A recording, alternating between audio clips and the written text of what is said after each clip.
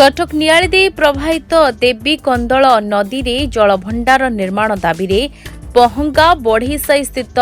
कुतामचंडी मंदिर प्रांगण में समावेश सह आलोचना चक्र अनुष्ठित हो जाइछि। नियाळी अंचल चाषी प्रवण अंचल होइतिबा बेले बहुल परिमाण रे जलर आवश्यकता होइथाय, तेणु सरकार निकट में जलभंडार पई दाबी होइछि। ए अवसर में दीपदान करा जायतिला। आज समग्र विश्व में जो समस्या उत्पन्न होती समग्र विश्वव्यापी समस्यार समाधान पाई उपकूलवर्ती ओडिशार सांबादिक बंधु मान आह्वान क्रमे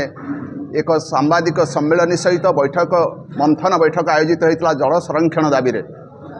आमर ये अंचल में उत्कट जल समस्यार समाधान पाई एक जल भंडार निर्माण पाई एक दाबी उपस्थापन करिछि। सांबादिक समूह एवं तादरे जोग देइछि नियाळी आखापाख नियाळी जगतसिंहपुर नखरा ठार आरंभ कर चारछक निमापड़ा काकटपुरी समस्त अंचल जनसाधारण जोग देइछन्ति सेमानकर एक सुदूर प्रसारी भविष्यतर समाधान पाई जेभली उत्कट जल समस्या देखा देइछि समग्र उपकूलवर्ती अंचल आज जो उत्कट जल आम अंचल देखिए अतीतर जो जलस्तर था आज नाही नलकूपटे खोलिया केते पर्याप्त अर्थ व्यय होछि ता आपण माने चिंता करि परिबे नाही। सुदूर भविष्यतर जो उत्कट जल समस्या सृष्टि हेब तार समाधान पाई जलभंडार आवश्यकता रही जलभंडार निर्माण करने आम अंचल विज्ञ प्राज्ञ व्यक्ति मानक एक समृद्ध समाहार ये होता। बहु प्राज्ञ व्यक्ति मान से मत उपस्थापन कर बहु गुणी व्यक्ति मानक मत ये आपण मान सामने उपस्थापन कर भाव में ये एक जलभंडार आवश्यकता रही क्यों भाव में जलभंडार निर्माण कर सरकार पाखे आपत्ति कर अभियोग कर आवश्यक पड़े ये अंचल एक दुर्बार जन आंदोलन सृष्टि हेब निजर दाबी हासिल करने। दिलीप कुमार महांती शिक्षाविद नियाळी। आज सर को जगह कौन कार्यक्रम रहितला कौन समस्या कौन आज आमर मंदिर प्रांगण रे जो कार्यक्रम चली विशेषकर कालख निकट रे जो भूतल जल प्रकल्प सरकार को द्वारा आरंभ होईछि ताकु विरोध करी किभଳି भाବରେ जल भंडार सृष्टि करा जाई परिबो एवं जल को संरक्षण रखा जाई परिबो जहाँकि चाषबास व्यवहृत हो पारिबो एवं समस्त प्रति समस्त जीव जगत प्रति ता सहायक हो पारिबो। सेथिपाई दुई गोटी जल भंडार स्थिर करिबा पाई एवं ताकू किभଳି भाବରେ सरकार निर्माण करिवे एठी सेथिपाई आज एठी गोटे प्रारंभिक स्तर रे समस्त बुद्धिजीवी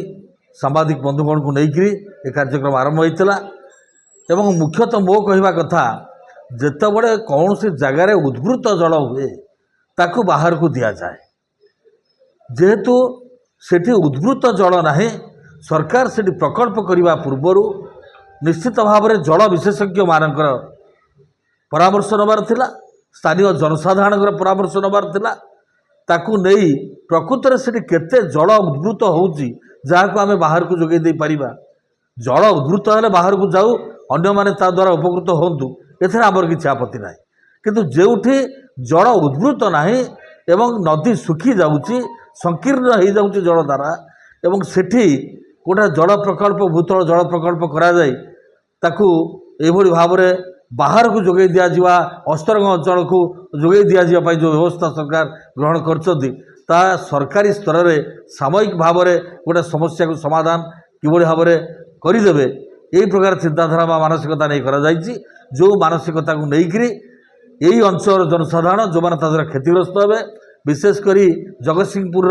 दुई तीनोटी पंचायत नियाळीर दु चार गोटी पंचायत एमाने विशेष भाव में क्षतिग्रस्त हे जल मिलिबो नाही भूतल जल आहुरी कमिजिव पीवा पाई मिलिबो नाही एवं जीवजंतु ठारू आरंभ करी वृक्ष लता पर्यंत समस्त जीव जगत असुविधार पड़े तेणु से आज जो समावेश होता ये समावेश आमर ओडिशार माननीय मुख्यमंत्री तांको उद्देश्य रे गोटे दाबीपत्र दि जाइए स्थानीय नियाळी अंचल माननीय विधायक छवि मल्लिक को दाबीपत्र दि जाइए एवं जगतसिंहपुर निर्वाचन मंडल जी वर्तमान विधायक अच्छा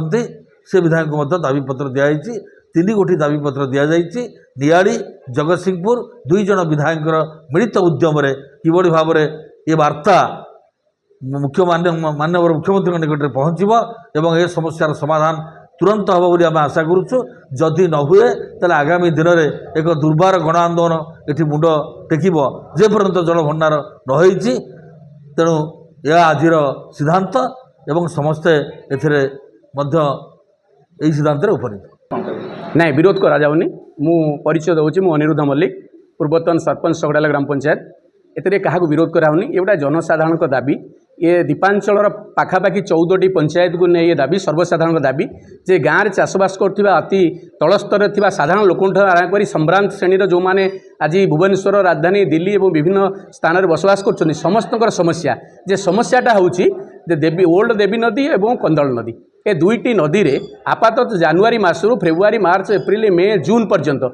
ମୋଟେ ପାଣି ନାହିଁ। ତେଣୁ ନଦୀ ଗୁଡ଼ିକ ଶୁଖିଲା ହୋଇଗଲାଣି। ନଦୀରେ ସାଧାରଣତଃ ନଦୀ ବାଲି ଶଯ୍ୟାରେ ଆପଣମାନେ ଦେଖୁଥିବେ ଇଙ୍କର ଆଉ ଖରି ହେଇକି ସେସବୁ ପଡ଼ିଆ ହୋଇଗଲାଣି ଯେଉଁଠି ଗୋରୁ ଗାଈ ଚରୁଛନ୍ତି। ତେଣୁ ବର୍ତ୍ତମାନ ମୁଖ୍ୟ ସମସ୍ୟା ହେଉଛି ଯଦି ଦୁଇଟି ନଦୀରେ ପାଣି ନ ଆସେ ଏବଂ ସେଠି ଚେକ୍ ଡ୍ୟାମ୍ ନଦୀ ନ ହୁଏ ତେଣୁ ସର୍ବସାଧାରଣଙ୍କର ବହୁତ କ୍ଷତି ହେବ। ତେଣୁ ସର୍ବସାଧାରଣ ସାମୂହିକ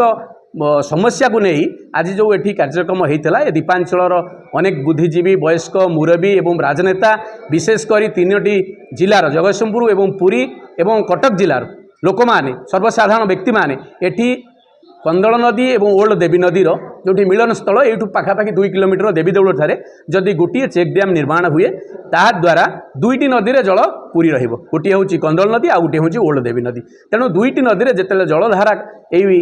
ଆମର ମାର୍ଚ୍ଚ, ଏପ୍ରିଲ, ମେ, ଜୁନ୍ରେ ରହିବ ଉଭୟ ପାର୍ଶ୍ୱରେ ଚାଷବାସ କରିବା ସହିତ ଜନଜୀବନ ଏବଂ ଇଭିନ୍ ପଶୁ ପକ୍ଷୀ ଗୋରୁ ଗାଈ ସମସ୍ତେ ଚଳବିଚଳ କରିବା ପାଇଁ ସୁବିଧା ହେବ। ତେଣୁ ଏଇଟା ଆମର କମନ୍ ଦାବି, ସର୍ବସାଧାରଣ ପାଇଁ ଆମେ ସରକାରଙ୍କ ପାଖରେ ଦାବି କରିବୁ। ଯଦି ସରକାର ଆକୁ ଆମଠୁ ସହଜରେ ମାନି ନ ନିଅନ୍ତି ଆବଶ୍ୟକ ପଡ଼ିଲେ ଏଟା ଗଣ ଆନ୍ଦୋଳନର ରୂପ ନେବ। ଦିନଲିପି ଲାଇଭକୁ ଏବେ ହିଁ ଲାଇକ୍, ସେୟାର, ସବସ୍କ୍ରାଇବ୍ କରନ୍ତୁ।